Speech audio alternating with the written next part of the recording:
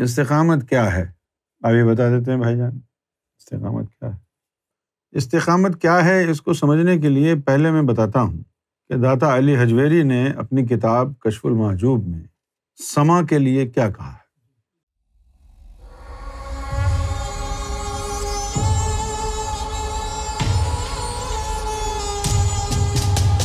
جو قوالیہ وغیرہ ہوتی ہے نا، تو قوالیوں کو بھی اچھی زبان میں اردو میں محفل سما کہتے ہیں۔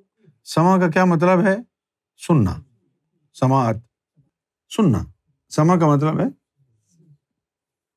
تو اب چونکہ اس کا مطلب سننا ہے تو آپ لکیر کے فقیر نہ بنیں، اس کا کامل جو معنی ہے وہ یعنی لیں۔ قوالی سننا بھی سما ہے، تلاوت قرآن سننا بھی سما ہے، نعت شریف سننا بھی سما ہے، کیونکہ سن رہے ہیں نا، اب جو بھی سن رہے ہیں وہ سما ہے۔ تو داتا علی حجویری سے کسی نے پوچھا کہ سما کے بارے میں آپ کا کیا خیال ہے؟ تو داتا علی حجویری نے کہا میرے نزدیک سما جو ہے ناجائز ہے۔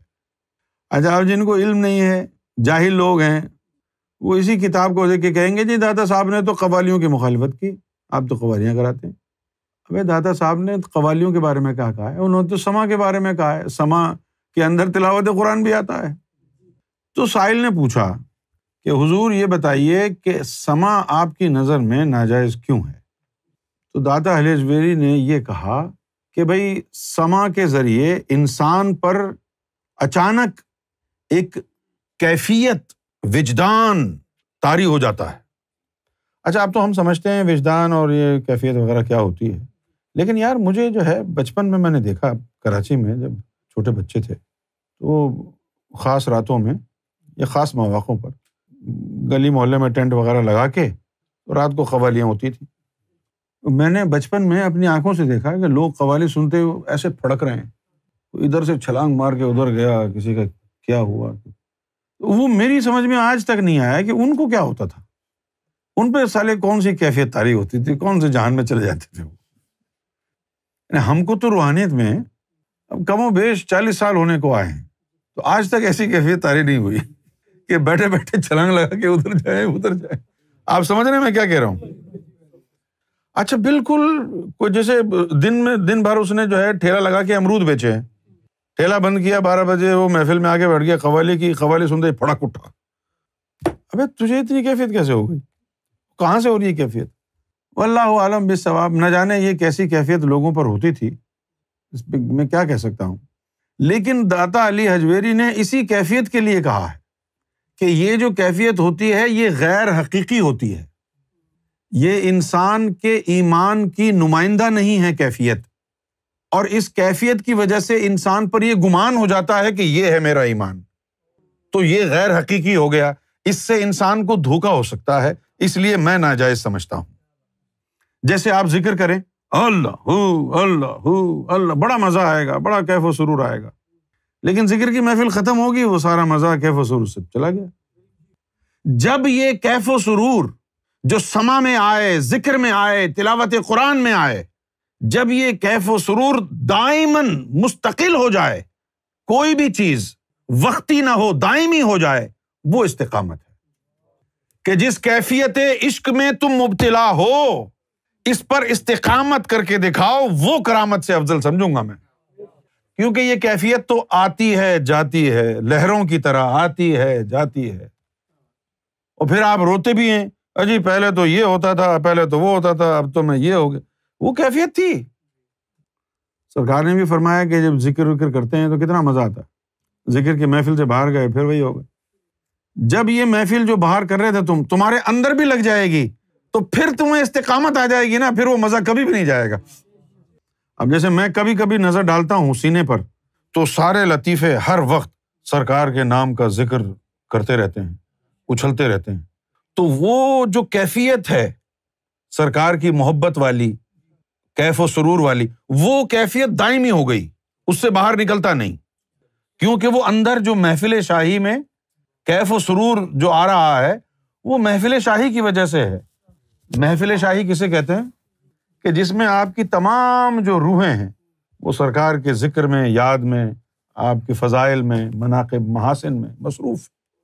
یعنی آپ کیسا محسوس کریں گے کہ آپ کے سینے میں ایک روح جو ہے وہ سرکار کے محاسن بیان کر رہی ہے، فضائل بیان، سرکار ایسے، سرکار ویسے، سرکار کی زلفیں ایسی، سرکار کے لبھائے مقدسہ ایسے، اور دوسرے لطائف سن سن کے جو گھوم رہے ہیں۔ کبھی سرکار کے فضائل لطیفہ قلب بیان کرے، کبھی لطیفہ روح بیان کرے، اور اگر کوئی ایک آدھ روح سینے کی نکل کے ادھر ادھر سے ہو کے آ جائے تو باقی ساری اس کو دبوچ لیتی ہیں، بتاؤ کیا دیکھا، سناؤ حال کیا ہوا، پھر وہ ان کو ایکسپلین کرتا ہے، تو وہ ایک اندرونی ایک مجلس لگ جاتی ہے۔ اب میری یہ بات سن کے آپ کہیں گے ہم کو وہ مجلس دے دو، ایسا تھوڑی ہوتا ہے، ایسا ہوتا نہیں ہے، وہاں تک پہنچنا پڑتا ہے۔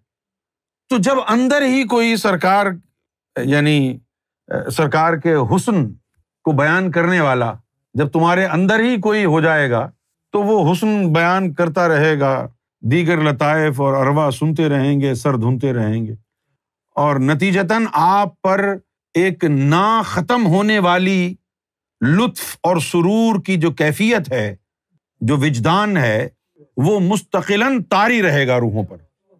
جب وہ وجدان، وہ کیفیت، وہ سرور، وہ لطف مستقل ہو جائے تو پھر اس کو کہتے ہیں استقامہ۔ اب ظاہری طور پر اس کا جو معنی ہے وہ کیا ہے کہ آپ کو کوئی کام دیا ہے تو آپ نے شروع کیا وہ کام، کچھ عرصے کرتے رہے، اس کے بعد جب مشکلات آئیں تو اب چھوڑ کے بھاگ گئے۔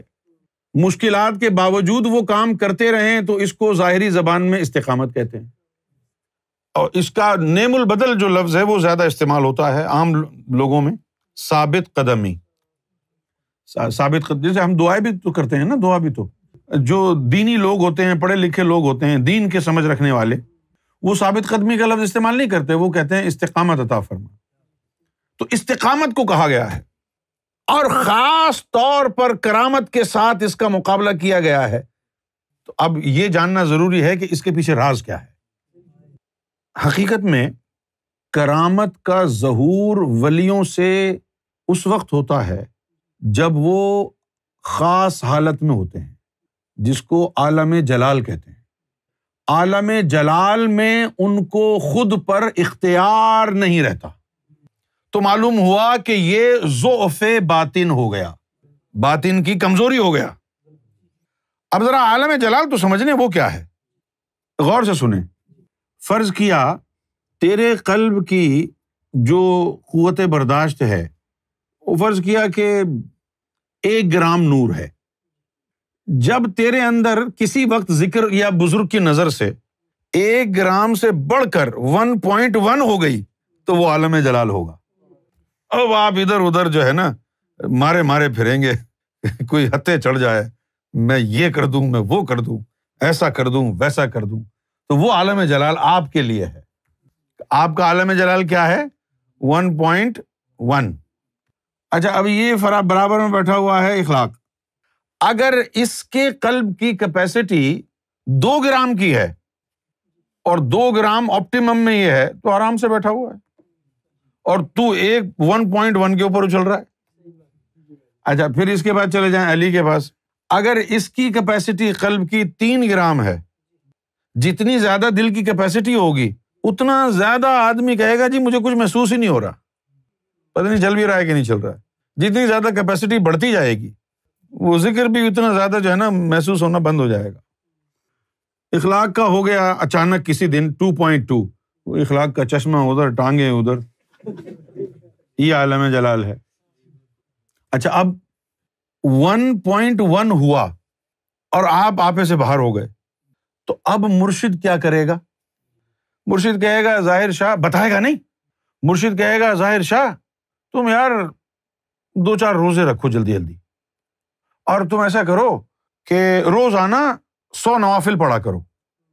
پھر 1 ہفتہ گزر گیا، پھر مرشد کہے گا یار ظاہر شاہ ایسا کرو 500 نوافل روز پڑھو، روزہ بھی روز رکھو۔ اب 2-4 مہینے کے بعد کیا ہوا کہ ظاہر شاہ کا ظرف بڑھ گیا۔ اب پھر دوبارہ کسی نے نظر ڈالی، اب 1.1 کے اوپر کچھ بھی نہیں ہوا، تو اس عمل کو کہا استقامت۔ ایک وقت ایسا آتا ہے انسان پہ کہ اس کے بعد ترقی انسان کی عبادات کے ذریعے نہیں ہوتی، پہلے تو شریعت سے ہوتی ہے، عبادات سے، کہ چلو روزے رکھواؤ، نمازیں پڑھواؤ، اس سے خوب رگڑا لگاؤ، لیکن اس کے تھوڑا تھوڑا جو ہے اس سے ظرف بڑھتا ہے۔ پھر ایک وقت یہ آتا ہے کہ اب ظرف بڑھانے کے لیے عبادت نہیں، اب ظرف بڑھانے کے لیے ملامت شروع ہوگی۔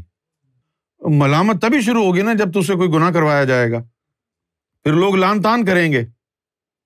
تو ایک وقت تک تو روزوں سے، چلوں سے، مجاہدوں سے، ان چیزوں سے جو ہے انسان کا ظرف بڑھتا ہے، لیکن ایک وقت ایسا آتا ہے کہ پھر ان چیزوں سے جتنا بڑھنا تھا ظرف بڑھ گیا۔ اب ظرف بڑھانے کے لیے ملامت، پھر ملامت ہوگی، کسی ملامت کے عمل میں ڈال دیا، ہفتہ 10 دن لوگوں سے گالیاں سنی، صبر کیا، پھر اس کے بعد نظر ڈالی، 1.5، کچھ نہیں ہوا۔ تو اب یہاں پر اس کا ایمان 1 سے شروع ہو کر 1.5 پہ آ گیا، اب یہ استقامت اس کو بڑھا رہی ہے۔ پھر یہ ملامت میں کچھ لوگ سال بھر چلایا، کسی کو 2 سال چلایا، کسی کو 3 سال چلایا ظرف بڑھانے کے لیے۔ پھر ایک وقت آتا ہے کہ ملامت سے بھی ظرف اب مزید آگے نہیں بڑھتا، اس کے لیے جو ہے اب اس کے اوپر بلا اور مصیبت ڈالی جاتی ہے، بلا اور مصیبت ڈالی جاتی ہے، پھر اس سے ظرف بڑھتا ہے۔ جب بلا اور مصیبت ڈالی، پھر اس کے اوپر بلا اور مصیبت میں مبتلا کرنے کے بعد پھر اس کے اوپر مرشد نظر ڈالتا ہے 1.5 والے پہ، پھر نظر ڈالتا ہے تو اس نظر سے 5 تک چلی گئی اور کچھ نہیں ہوا۔ پھر ایک وقت آتا ہے بلا مصیبت پہ بھی راضی، ہر چیز پہ راضی، اور وہ بندہ کہتا ہے کہ سرکار میرا وجود، میرا اندر، میرا باہر سب آپ کا ہے۔ اس کے بعد پھر بلا مصیبت ختم، اب مرشد خود ہی اپنی نظروں سے اس کی کیپیسٹی بڑھاتا رہتا ہے۔ میں ایک بڑی خطرناک بات آپ کو بتاتا ہوں، کبھی میں نے بتائی نہیں لیکن میں بتاتا ہوں کیونکہ اس سے ریلیٹڈ ہے نا۔ ہمارے شروع میں جو لوگ تھے پاکستان میں، یہ جاتے بلوچستان جی شاہ نورانی کے مزار پہ، کوئی لال شہباز قلندر کے مزار پہ جاتا، کوئی کہیں جاتا، جیسے وسیم محمد قریشی اور یہ عارف میمن، یہ دعوت پڑھنے کے لیے وہاں جاتے، یہ شریف لالا حیدرآباد میں یہ دعوت وغیرہ پڑھنے کے لیے یہ جاتے۔ تو ان لوگوں سے برداشت نہیں ہوتا، تو ان کی دعوتوں کا نور میرے پاس آتا باطن میں، یعنی مجھے سرکار بتاتے کہ یہ انہوں نے کیا لیکن ان میں برداشت نہیں ہوا، چلو تمہارے پاس رکھوا دیتے ہیں۔